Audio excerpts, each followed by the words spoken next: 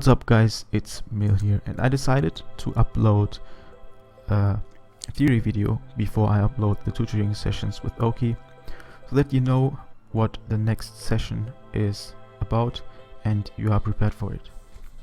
So let's start. Today's video is about win conditions, and before I talk about that I will introduce three terms: early game, mid game and late game. Early game is when you scout for items or choose a lead or try to understand the opposing team's strategy. Mid game is when you know almost every set of your team, you know the items, you know the moves, and then you can make up your strategy against the opponent. And late game means that you are preparing for the sweep and you are doing the last preparations to win the game. So there can be multiple possible win conditions on your team, not only one. And to make the win condition win, certain conditions have to be fulfilled. And remember, the opponent has win conditions too. So how can we use knowledge about win conditions to actually win a game? So the first thing is, identifying your win condition early prevents you from losing it early in the game and thus having a hard time winning later. It is also important to identify your opponent's win condition, and it is equally important because it has to be eliminated or weakened so that it cannot overwhelm or deal with your team later in the game. So win conditions are matchup based somehow, and sometimes you cannot break a team, but then you have to create a win condition by damaging the opposing team or dealing with it in a special way. Now, what is a winning scenario? A winning scenario is where some conditions have been met and you are ready to win the game. First thing is, Pokemon A sets up on Pokemon B because Pokemon B has no attacks that can severely damage Pokemon A. So I have an example for that. Let's take Charizard X and Mega Manectric. Charizard X is on your team, Mega Manectric is on the opposing team. Now, if there's a one-on-one situation, then Manectric cannot touch you, and you can go for Dragon Dance once or twice and sweep the opposing team. I have a replay prepared for that, so that you can see what I mean. So he leads with his Azelf and I with my Tita. I just go for the Stone Edge here to damage it, try to go for the rocks, but the taunt, he taunted me before, and this is a stage battle, so don't take this so seriously. I just want to show you what happens later. So he goes into his Infernape, close combats my Azumarill. Now he thinks that I'm going to Aqua Jet because it is in Aqua Jet range, but I'm actually clicking Waterfall, so the Infernape goes down. And now the opponent makes some kind of a mistake because he goes into Manectric, kills my Azumarill. And now I bring in my Tyranitar to get back up the sand because I want these rocks gone.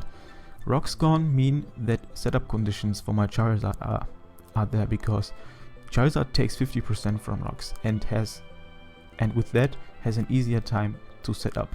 So now he kills my Excadrill and his Manectric is on the field, and that is a winning scenario for my Charizard X. He has no move to hit me super effectively or damage me, and I'm free to go for a DD. And now his opposing team will just get destroyed by Charizard.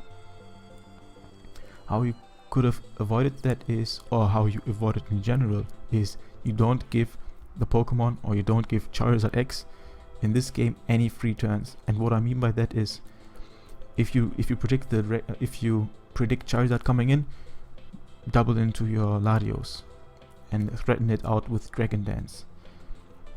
So that was this battle. There's a second type of winning scenario that I want to show you, and that is when a Pokemon is choice locked in two move. Let's say, for example, the opponent has a Tyranitar and you have an Azumarill with Belly Drum. If Tyranitar goes for Pursuit and is locked into Pursuit, then Azumarill comes in, gets a free switch, You can go for belly drum because pursuit does nothing, and then you can sweep the opposing team. So I have prepared a battle for that too. Here I have a Mega Manectric against the tank growth. I go for Fire Blast to weaken the thing so that I can bring it in range of Aquajet. I think I can skip the turns a little bit. I go into my Alakazam, weaken the Tentacruel and bring it in range of Azumarill's plus 6 Aquajet, because that's what I'm going for. I get the crit on the tank growth.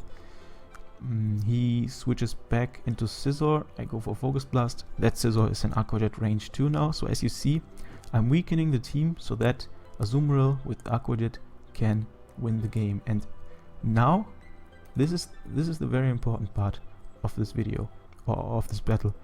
So this I'm in with my Alakazam and I got a kill, and he's trying to revenge me now with Tita. Now the thing is, if he wants to pursue me on the switch out, he locks himself into that move, and Azumarill resists any dark move. So that is a setup scenario, or a winning scenario for Azumarill, because his team is sufficiently weakened. Tentacruel is at 26%, and he has no resists for Aquajet left. And when Aquajet is not resisted, it usually kills. So he pursues me here with he pursues my Alakazam, kills it, and probably thinks, yeah, nice, I got a kill, I removed this Alakazam. I went for Belly Drum, and now I proceed to sweep his team. And how could he have avoided that battle? Or how could he have avoided that setup? Well, he is not allowed, or he shouldn't go for pursuit that early in the game. He should go for pursuit when Azumarill is sufficiently weakened so that it cannot go for Dragon Dance. So it cannot go for the Belly Drum. So it has to be under 50%, and it has to have eaten its berry already. So that was the replay on choice locked Pokemon. It also works for taunted Pokemon which cannot damage a certain Pokemon, for example a Skarmory that cannot roost, and Oncored Pokemon. If Scizor is Oncored into Bullet Punch, you can set up with a Charizard easily. So these are winning scenarios. So what do you do when you lose your win condition? You can make a mistake or something, or he can just go for Explode, for example. So if you lose your win conditions, you have a hard time in the game, and you have to find a new win condition. It may be hard, but most of the times there will be a second win condition, and you have to find the win condition, the Pokemon, and you have to find the win scenario for that Pokemon to win. How can you avoid losing your win condition? Well, you have to play risk-free. So don't risk your win condition. Play safely, and then it won't get damaged. Don't let it get pursuit trapped. Don't let it get paralyzed or something statused. Just play very carefully and go every situation through. Does he have Will-O-Wisp? Does he have T-Wave? If you're not sure, switch out.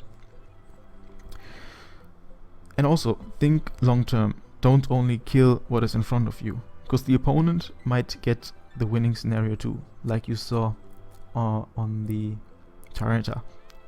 Really think long term. Okay, I kill this Alakazam. But you also have to think after that. What happens after I pursued? Do I have a disadvantage? Do I create a winning scenario for my opponent? So, to summarize what we covered in this video, a win condition. A win condition has to be found, and also a win scenario has to be found, in which your win condition wins. So keep it healthy, don't risk it. Also remember that you have to put the opposing Pokemon into ranges. That is also the win scenario. And there are also Pokemon which have to be removed. For example, if you plan to sweep with Mega Diancie, Scizor has to be removed because it always OHKOs with Bullet Punch. And remember, the opponent also has all these things. The opponent also has all these possibilities. It's not one-sided. So he has also win conditions and win scenarios. So it works on both ways. So that's it for this lesson. I hope you learned something. If you did, let me know in the comments. If you have any suggestions, let me know in the comments too. And if you liked it, leave a like.